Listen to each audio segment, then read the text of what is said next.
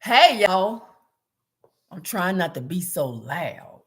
Oh my gosh. Because I know I can be. My voice carries. Everybody is still sleeping. Everybody is not up like me. Y'all, I just had the most amazing time with God in the Word. Let me tell you. Well, first of all, let me welcome you to No Longer Silent. I am Tasha T, where we reclaim our voices and we heal from emotional wounds and we discover our purpose through Bible study and journaling, one page at a time. No Longer Silent is an organization that God blessed me with. It came by way of tragedy. I have told that story, and you can go back in the playlist and you can hear the story or the videos on my channel. But yes, it came by way of a tragedy. And I'm so grateful that God allowed me to witness what I witnessed. But it was tough because I wasn't, I was like, why did I have to witness such a tragedy? But God reminded me that when I was going through domestic violence, and this was in my first marriage where I wanted to end my life. I wanted to like just leave this earth. And so when I witnessed that tragedy of this young man and in his life, I reflected on that. I reflected on how I wanted to end my life, but God saw fit to where it did not happen. Because if it did, y'all wouldn't be looking at me now. Y'all would not be looking at me right now. Tell y'all this. And forgive my voice, but um, I guess I should have did this before I came on here, huh? Let me just hold it in my hand. And going through domestic violence is not an easy thing to do. But let me just tell you, I am learning a lot. I have learned a lot. And currently, I am going through it now in my current marriage. That story will be told later. And God is doing some things with me. And I'm in the process of just making decisions that is good for both my son and myself. But the Bible study that I had this morning was, I thought that I was going to be reading about David and Goliath, which I have read that story. I don't know if any of you have read that story, but reading that story, and I don't want to get too ahead of myself. So let me just go back and finish telling you about No Longer Silent, because I'm excited about this Bible study, y'all. I am so excited. So No Longer Silent is where I raise awareness about domestic violence. And some people might say, well, how can you do that with a clear conscience and you are currently experiencing domestic violence? You cannot. And I decided a couple of days ago that I was going to share my story, and I did. And I said, I'm not going to live in fear anymore. I'm going to do this because I have a right to live in peace. I have a right to live my life without any drama and without anything that's going to hinder me and hinder my walk and hinder my path and hinder my purpose and hinder my journey that God has me on and the assignment that he has given to me to be a blessing to others. So how can I do that? How can I bring awareness or raise awareness in the community about domestic violence and I'm still in it myself? How can I clearly do that in a good conscience? I cannot. And so I did a video. It's on my Instagram. If you would like to go see it, you can. And my Instagram is at TC_inspires. So I just felt like I had to come clean with that. And I did. It was scary, but that was one of the most bravest things I have done yet thus far in 2025. And so I told my husband, of course, he didn't like it. He didn't accept it. He didn't even want to look at the video. And let me just say too, that this channel is not about seeking revenge. And let me give you a disclaimer. Anything that I share on this channel is my truth. my experiences and stories from other people that I will have on this platform, on my channel, that will share their story. It's not about revenge, it's about healing and forgiveness. And that's what I am experiencing. I'm experiencing a healing that only comes from God. Because when I look at my husband every day, I still have love for him. And that's the love of God. And that's not easy to do when somebody is verbally abusing you, emotionally abusing you, financially abusing you, digitally abusing you. So even with me now, sharing this with you here on this platform live is brave. It's brave. And I continue and ask that you all just hear me out. Hear me out. Please don't judge me. Don't, please, I'm just asking you. Excuse me, because there are people out there that's in my same situation, but they may not be talking about it. And that's why my organization is called No Longer Silent, because God has given me a voice to share it. He's given me a gift of transparency. He's given me this gift to be brave and to have courage, to talk about it, to share my story, to help others that want to talk about it, but are afraid because of what might happen or what, excuse me, they may go through in their life or currently may experience while going through it. And the the information and the knowledge that I have about DV and about how you have to maneuver domestic violence, whether it's with an intimate partner or in your family, you have to be safe. And some of you that may come across this video may say or think, well, what you're doing is not safe. Maybe so. And I'm not doing this for numbers. I'm not doing this because I'm doing this to raise awareness about it, to let y'all see that this is happening in real time, y'all. And I have gone through my ups and my downs, my lows and my highs, waking up and just thanking God that I have another day to be able to share this and not be silent. And my voice is just speaking out against this. And y'all are going to see it. Y'all are going to be on this journey with me, knowing that, okay, she was there, but now she's here.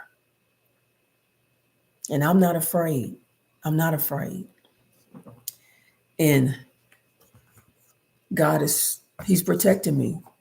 He's protecting me. And at times, yes, I have made decisions that were not good decisions. And God is keeping me. He's preserving me. He's protecting me. He's definitely protecting me.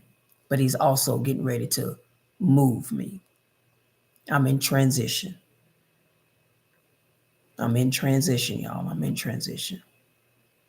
Okay, now that I've gotten that out of the way, I want to share with y'all my Bible study time and how God is speaking to me, because I'm asking Him. I'm like, Lord, like, what do you want me to do? Give me instructions. Tell me what to do. I need to know what to do next, how to do it. And so I'm thinking I'm going to read about David and Goliath because I see this as facing the giant. There was another giant that I had to face last year when I did my TEDx talk. And I would love for you to go look at my TEDx. I talk about how to deal with an absent parent. And I talked about my biological father and how he rejected me and how I felt abandoned. And I grew up with anger. I carried that anger from my childhood into my adulthood. And at the time, I didn't know why I was so angry. Y'all, I was angry. And I didn't know why. until I had to face the giant. So I came to a point in my life where I'm going through the TEDx coaching and I'm with my coach. And my coach, she tells me, she says, okay, Tasha, you got this amount of time to do this. This is emotional. You can't be crying on no TEDx stage. You can't be doing that. You are going to have to deal with this before you get on that red dot. Are you going to be able to do it? And I told her yes. So this is what God does for me. God aligns me perfectly with the timing for me to find out. Well, the information came to me because I reached out to my dad's brother. I reached out to my dad's brother, and he told me where my dad was. So I went to where he was and where he still is. He's in a nursing home. And I'm like, golly, Lord, you doing something, and it's happening quick. So I went to the nursing home and I started visiting him. Now, this was my TEDx was in May of 2024. This happened March, April. And then a couple of weeks before, I had to go to do the TEDx. I was going to visit my biological father every Sunday. And I was taking him snacks, drinks, juices, whatever he liked. I was taking that to him every Sunday, every week. And it was difficult. It was challenging. It was scary, but I had a good time and I did things with him, even though he really didn't know who I was. Because prior to even me doing the TEDx and visiting him at the nursing home, about 5 years prior, or maybe 3 to 5 years prior to that, I went to go visit him in the hospital. I had this strong urge to just go visit him. And I was scared. And I was like, oh, I don't want to go visit him. I don't want to do this. But when I visited him, when I stepped foot in that hospital room, that visit was more so for me than it was for him. It's like God lifted this weight off of me. The weight just came off of me, y'all. I mean, I was light as a feather. I was light because I felt so good. And there was one thing that I done with him that I had never done before, and that was I sung to him. And then he started singing to me, and I sung Jesus Loves Me to him. And when I did that, and when I left the hospital, I believe that he will remember that. And he did. So when I visited him at the nursing home, he didn't remember me at first because he's dealing with dementia. But then he recognized me when I pulled my mask down. And then he talked about the moment in the hospital. And I was like, well, that's got to be God for him to remember that.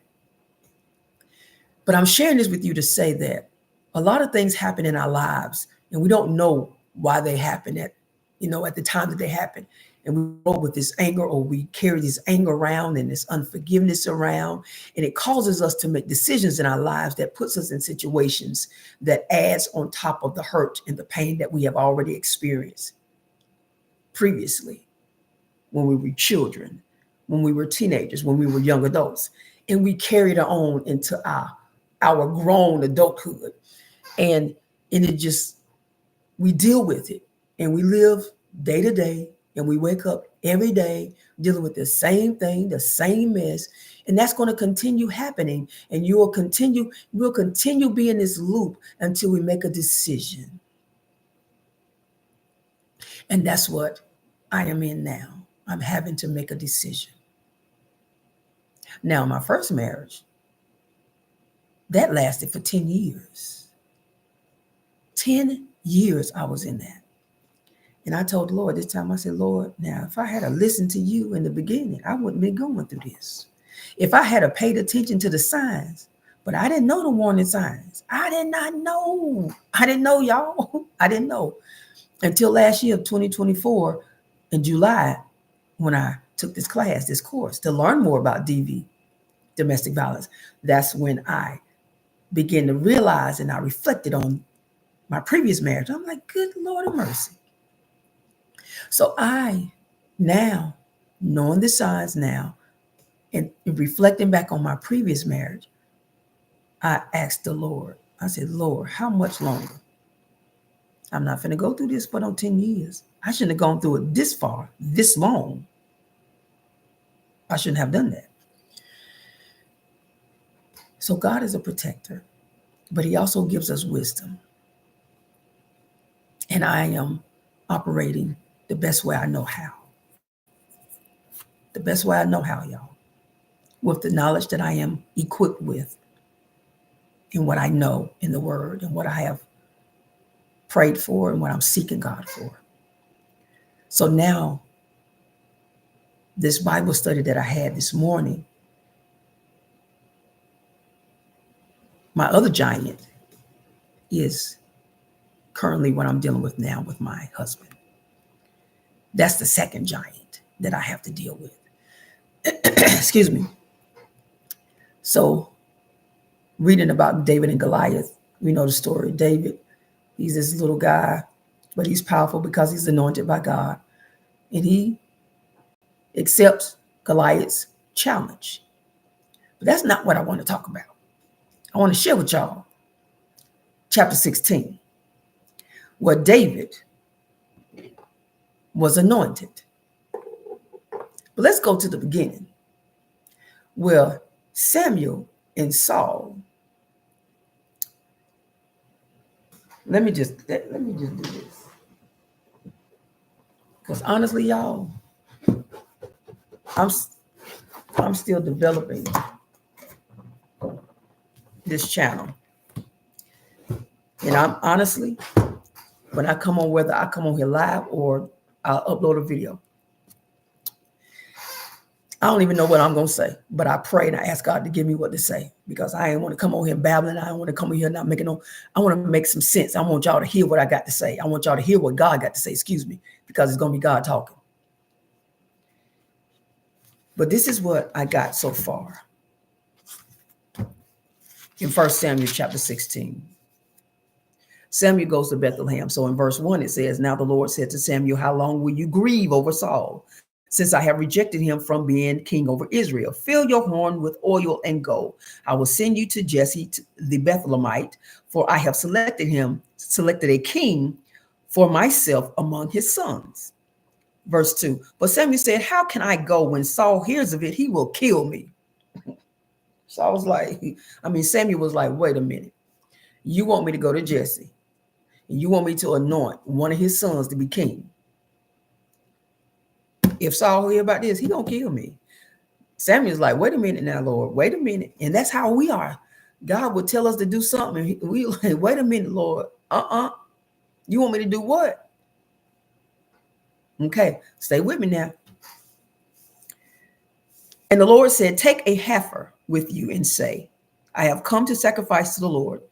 You shall invite Jesse, verse 3, to sacrifice, and I will show you what you shall do, and you shall anoint for me the one whom I designate to you. So now God is instructing Samuel. He's going to tell him what to do. He's going to give him instructions on what to do when he get there. Now, this is what you're going to do. Take this horn with some oil, go to Bethlehem, go to Jesse, invite him and his sons so that y'all can sacrifice this heifer. That's what you're going there for. But you're going to anoint the king that I have chosen while you're there. So God will give us specific instructions to do what we need to do, when we need to do it, and how we need to do it. And that's what I feel like God is doing for me now. God has given me, that word is challenging to say. God has given me specific instructions to maneuver in transition out of what I'm going through now. Okay. Verse 4. So Samuel did what the Lord said. We got to be obedient. We got to do what the Lord say now. We got to do it. And came to Bethlehem, and the elders of the city came trembling. They was like, wait a minute, what you doing here? Did you come in peace? Like, don't start no trouble. And sometimes that's how our family members can be. When you tell them you're going through something, domestic violence, whether it be in the family or intimate partner, when you tell them you're going through something, they're like, wait a minute, don't bring it to my doorstep. I ain't trying to hear that. Don't do that. Come right And see, they don't, it's like they don't even want to hear it. They're not listening. They're not even giving you the support. They just scared. Just scared. Excuse me. And the elders came trembling. The elders of the city came trembling to meet him and said, do you come in peace? He said, in peace, I have come to sacrifice to the Lord. Samuel is telling the elders this. I have come in peace. Consecrate yourselves and come with me to the sacrifice. He also consecrated Jesse and his sons and invited them to the sacrifice. Verse 6, when they entered, he looked at Eliab and thought, surely the Lord's anointed is before him. Verse 7, but the Lord said to Samuel, do not look at his appearance. I want y'all to keep that in mind. Or at the height of his stature, because I have rejected him. For God sees not as man sees. For man looks at the outward appearance, but the Lord looks at the heart. God looks at the heart, y'all. He sees the heart. God sees my heart. He knows my heart. He knows what I desire. He knows what I want to do. He knows how I am. Only God can see on the inside of us. Only God can see on the inside of you. Only God can see on the inside of me. He don't want us to look at the appearance of people, because the appearance can say, look, see, excuse me, the appearance can say one thing, but your heart will say the true thing. Let me say that again. Your appearance can be one thing, but your heart will say and be the true thing that God sees. So God rejected one son, and he rejected Saul. And from what I read in my study, Saul was tall. He was a good-looking man. God didn't want Samuel to do that. He didn't want Samuel to look at Jesse's son because he's tall, he's handsome. No, God said, no, that's not what I'm looking for. I see the heart and I know what I need. I know what I want for Israel. Verse 8. Then Jesse called Abinadab and made him pass before Samuel. And he said, the Lord has not chosen this one either. So Samuel is getting it. Samuel's like, okay, Lord, you ain't looking at the heart. I mean, you're not looking at the statue, the outer appearance. You're looking at the heart. So I get it. I get it. Verse 9. Next, Jesse made Shammah pass by. And he said, the Lord has not chosen this one either. Samuel is like, no, Jesse, he's not it either. How many times that somebody will bring something to you and they think that you know what they think they know what you need, but you know what you need because God has already spoken to you. This is what's going on here. Because Samuel he's being in tune with God. Now that he knows that God is not looking at the outer appearance, but he sees the heart. Okay. Verse 10. Thus Jesse made 7 of his sons pass before Samuel. But Samuel said to Jesse, the Lord has not chosen these. Now all of Jesse's sons have passed by Samuel. Samuel's like, no, God has not chosen any of these. Now this is what I like.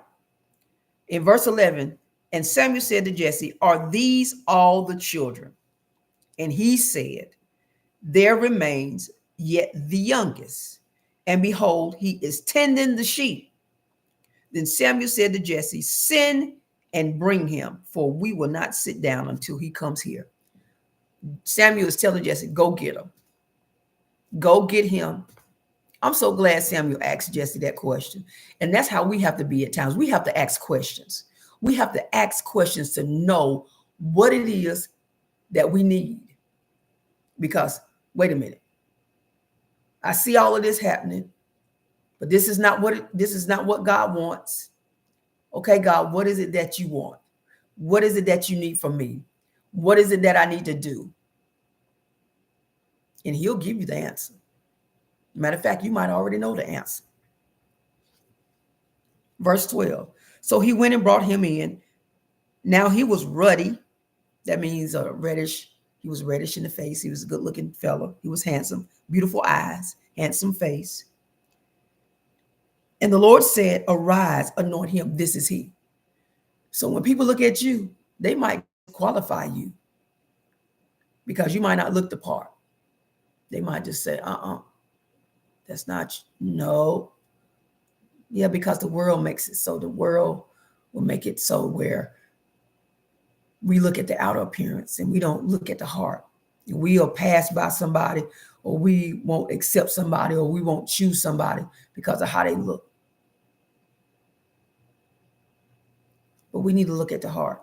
We need to look at how they are. Even if they're a beautiful person, they can still, it can be also the reverse. Their heart can be terrible. And I believe that's why God didn't choose the other sons. Them other sons, God saw the heart. That heart wasn't right. Yeah, you can look good on the outside, but that heart is a mess. But he saw David. He saw David's heart. David's heart is good. That's why he chose him.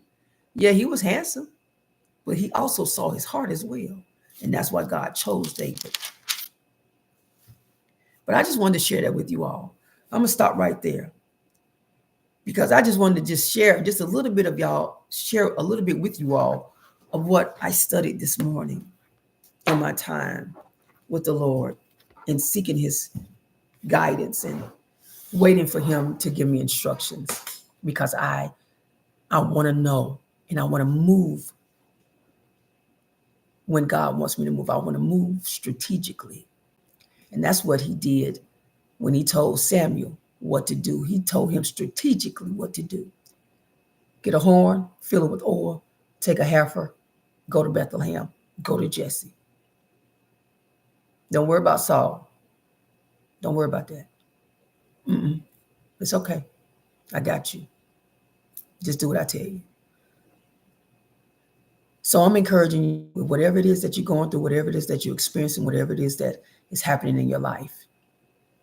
Unforgiveness, grudge, strife, falling out with your family member, falling out with your spouse, falling out with your son or your daughter, falling out with your granddaughter, your grandson, whatever it is. Or the child, you might be a son or a daughter where you're not talking to your mama, you're not talking to your daddy, you're not talking to your foster parents, you're not talking to your grandparents, you're not talking to nobody because you're mad, you're angry, you're upset. I get it. We all are upset. That happens to the best of us. We all get upset, but don't linger in it. Get in God's word, pray, journal, write out your thoughts, even record them. Tell God what you want. You can tell what you want. Make your request known. That's what it says in the word too. Make your request known to God. In fact, let me just give you a reference for that.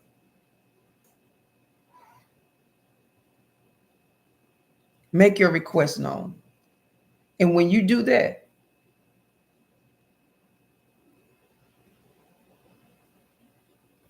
God will tell you what to do. Because his plan is better than ours anyway.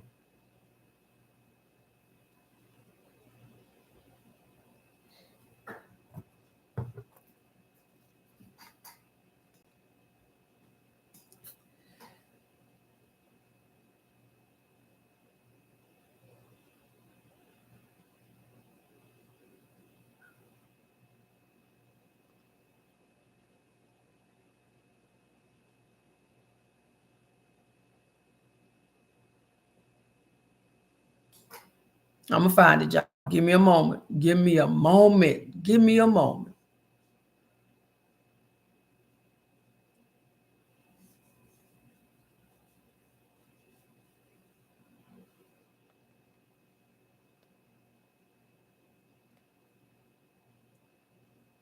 Philippians 4. Let's go to Philippians.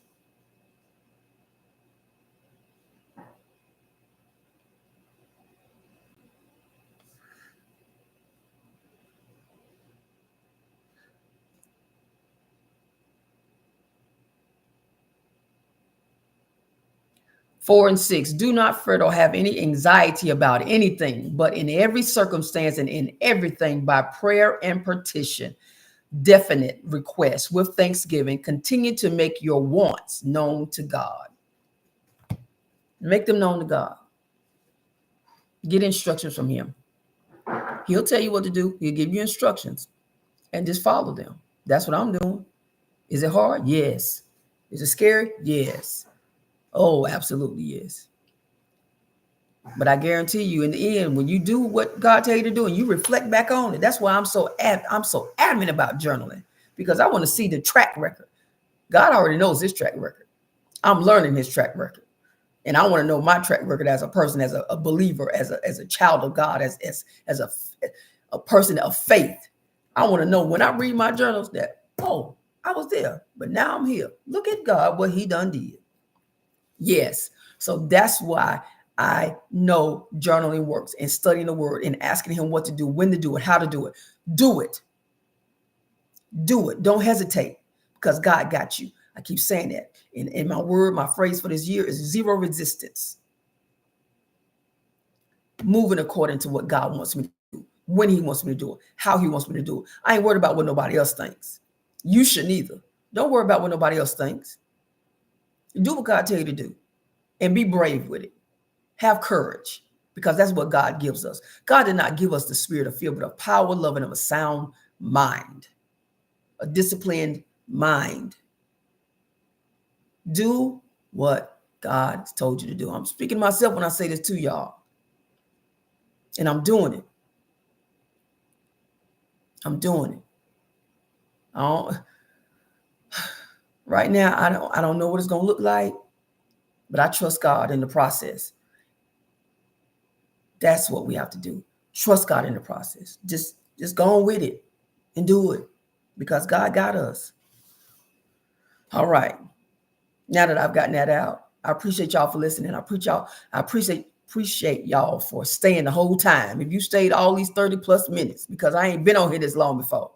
But thank you. Thank you for being here. Thank you for subscribing. Thank you to all of my subscribers. I appreciate you. Thank you. Don't forget to like, don't forget to share, and don't forget to subscribe, because we're going to have more times of this. Me, my journey. Y'all going to see all the good, the bad, the ugly, the indifferent, as we grow this channel into what we want it to be and what God wants it to be, most importantly. Have a wonderful day. And until next time, know that you are loved. Know that God got you, because God is with you every step of the way.